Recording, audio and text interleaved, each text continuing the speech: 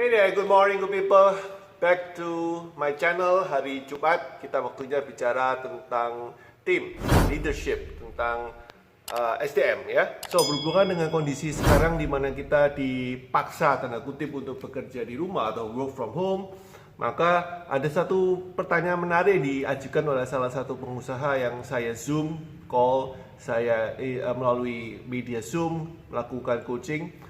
Hari kemarin ya, 1-2 hari lalu, beliau menanyakan coach bagaimana saya tahu efektivitas pekerjaan anak buah saya yang tidak lagi bisa saya lihat ya, yang tidak lagi dekat dengan saya secara fisik, yang tidak lagi bisa saya lihat dan bisa lagi saya pantau secara langsung.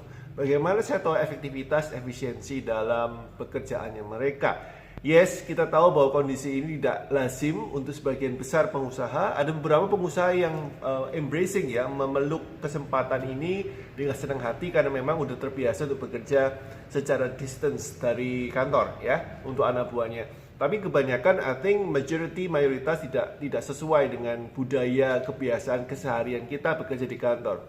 Nah, pertanyaan ini sangat valid sekali, jadi saya akan angkat topik hari ini untuk membahas. Saya melakukan riset selama sehari kemarin ya, kemarin waktu pada saat kita libur merayakan Nyepi ya, saya melakukan riset dengan beberapa baca artikel dari Harvard Business Review, HBR, dan beberapa artikel lain yang saya senang saya cek untuk melihat ide dan mendapatkan masukan baru. Ada beberapa poin yang menarik yang saya bahas yang saya kira aplikatif dan sangat sesuai dengan kondisi kita dan bisnis di Indonesia. Oke. Heads up ya, sebelum saya mulai, saya ingin menekankan bahwa bekerja di rumah itu tidak seharusnya lebih buruk ya, seharusnya malah lebih baik dari bekerja di kantor sebetulnya, karena efisiensi. Saya mengalami sendiri ketika saya melakukan coaching call dengan klien saya, kalau kita face to face dengan klien butuh waktu sampai 2 jam, kadang lebih ya.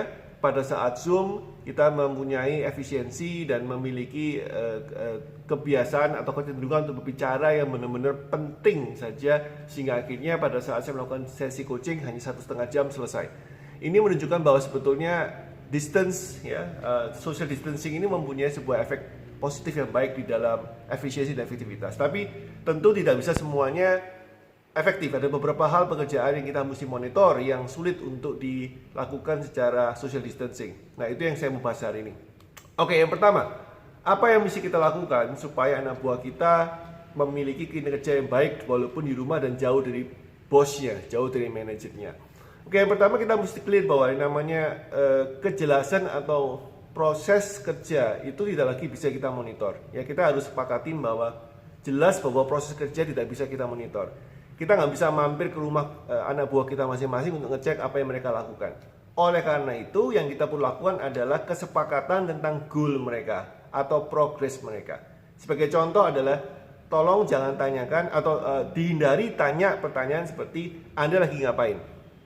Ya, Anda bisa hindari ini ya, tolong dihindari. Totally this is wrong kalau Anda menanyakan dengan melakukan work from home atau social distancing, bekerja dari di luar kantor, jauh dari rumah, jauh dari kantor maksud saya, dengan menanyakan ketika call atau WhatsApp atau teks ke mereka, menanyakan kamu lagi ngapain ya, what are you doing. Ini sesuatu yang salah karena Anda tidak bisa menanyakan ini ketika Anda tidak bisa melihat. Yang ada malah mereka merasa ilfeel, merasa privasi mereka terganggu. Walaupun jam kantor itu jamnya kantor, milik kantor, tapi karena mereka dalam posisi di rumah, emotionally mereka lagi attached di rumah, sehingga menanyakan sesuatu seperti itu seperti invasif ya, sangat menyerang pribadi mereka. Jadi nomor satu adalah jangan menanyakan tentang apa yang mereka lakukan, tapi ubah pertanyaan menjadi goal oriented. Misalkan kalau sales, pertanyaannya kan biasanya kalau di kantor, udah telepon berapa orang ya. Kalau di kantor kita harus tanya udah telepon berapa orang, sudah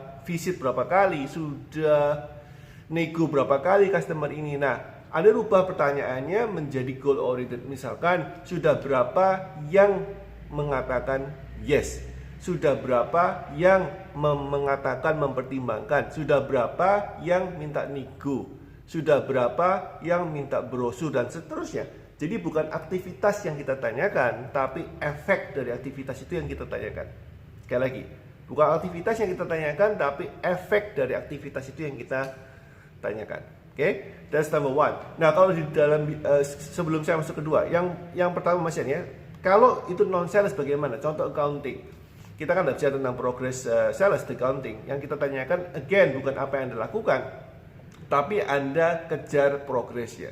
Kira-kira untuk mencapai pelaporan pajak SPT di tahun 2020, which is bulan April, berapa persen Anda sudah selesai? Untuk reporting masalah pajak, berapa persen Anda sudah selesai? Bisa ngerti poin saya ya? Jadi bukan apa yang dilakukan, tapi progress yang berhubungan dengan goal. So this number one. Clearkan dulu goalnya apa. Setiap pengusaha yang melakukan policy work from home, untuk anak buahnya wajib sekali lagi, wajib untuk membuat clarity, kejelasan. Apa sih goal mereka, apa efek yang diinginkan oleh perusahaan di setiap masing-masing divisi ketika anak buahnya bekerja di rumah. Itu yang pertama. Yang kedua adalah komunikasi. Jadi yang pertama adalah tentang clarity di goal, yang kedua adalah komunikasi. Apa artinya ini?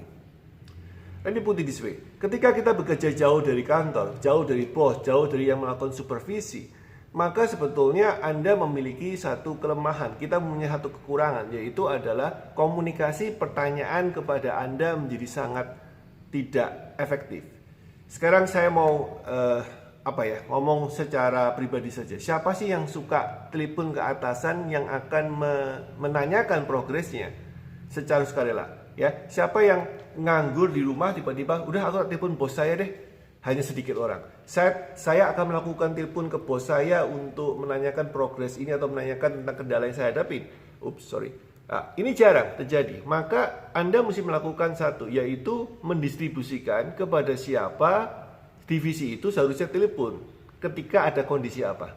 Saya ulangi lagi ya. Dalam komunikasi secara work from home, Anda mesti melakukan yaitu memberikan semacam kayak panduan, kayak semacam who to call, siapa yang harus ditelepon, in case of what, ya.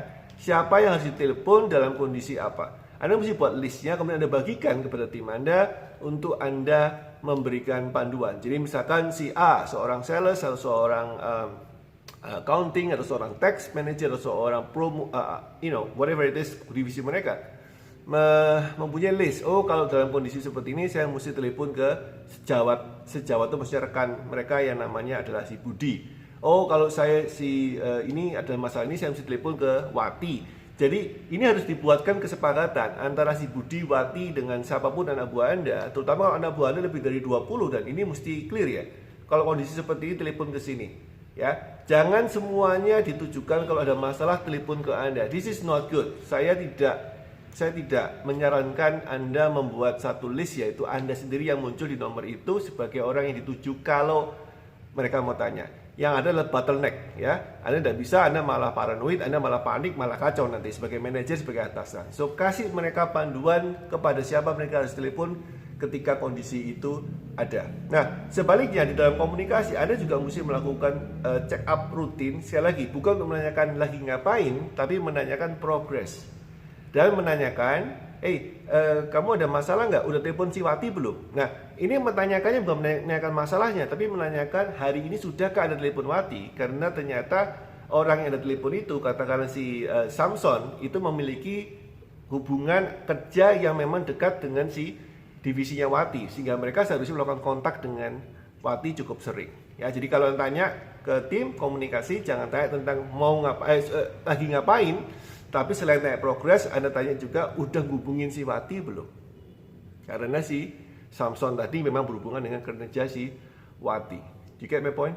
Alright, good. So finally adalah terakhir, yaitu masalah konektivitas atau connection.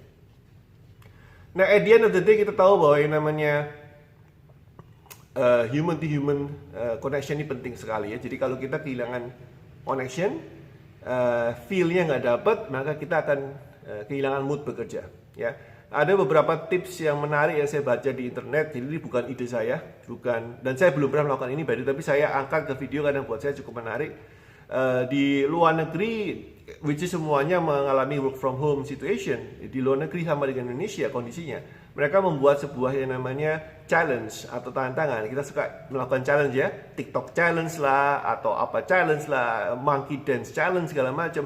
Nah, mereka melakukan challenge, yaitu di mana setiap anak buah yang bekerja di rumah itu melakukan yang namanya melakukan selfie foto bekerja sambil nyambi nyapu, misalkan bekerja sambil nyambi memberi makan anak, bekerja sambil nyambi bersih-bersih rumah, ya, dan harus dibuat se-fun mungkin. Nah, ini artinya apa? Ketika si anak buah itu dikasih challenge seperti ini dan mereka ini challenge yang wajib by the way, mereka melakukan, maka terjadi sesuatu yang lucu. Of course, yang ini bukan termasuk efektivitas dan efisiensi, tapi this is konektivitas, human to human touch.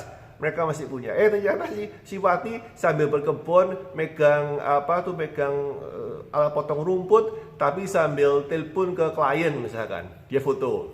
Ini saya lagi ngetik sambil pakai gendongan bayi, sambil menidurkan anak saya, tapi saya sambil ngetik di laptop, di foto, dan seterusnya. Dan ini challenge ini cukup menarik, Anda bisa praktekkan. I think this is quite fun, quite funny, quite interesting ya. So, konektivitas itu penting banget ya, connection, human to human connection. This is very clear, very important, dan Anda mesti mempunyai ini supaya Anda terbentuk konektivitas yang positif di dalam perusahaan Anda, walaupun secara fisikal kita jauh. Alright, so saya recap. Yang satu adalah clarity terhadap goal. Jangan tanya apa yang Anda lakukan, tapi progress dan efek atau impact yang Anda inginkan. Kesepakatan yang kedua adalah komunikasi. Anda mesti membuat semacam kayak list kepada siapa mesti ditanyakan, siapa yang mesti tanya kepada siapa, jika dalam kondisi apa, dan seterusnya. Yang ketiga adalah konektivitas, di mana Anda membuat sesuatu yang fun, ya, challenge. Dan bagian dari konektivitas ini, of course, konektivitas yang ketiga ini, of course, Anda harus melakukan rutin call up, mungkin 2 hari sekali, mungkin 3 hari sekali. Kalau dulu saya katakan setiap hari, ketika pertama kali kita baru masuk ke social distancing, melalui proses ke minggu kedua ini kita bisa kurangi, misalkan 2-3 hari sekali kita melakukan Zoom call atau Google Hangout atau whatever it is. Okay, so I hope this is useful guys. Selamat bekerja di rumah, selamat berkarya, selamat meningkatkan efektivitas dalam bekerja. Stay safe, stay healthy. I see you tomorrow. Boom.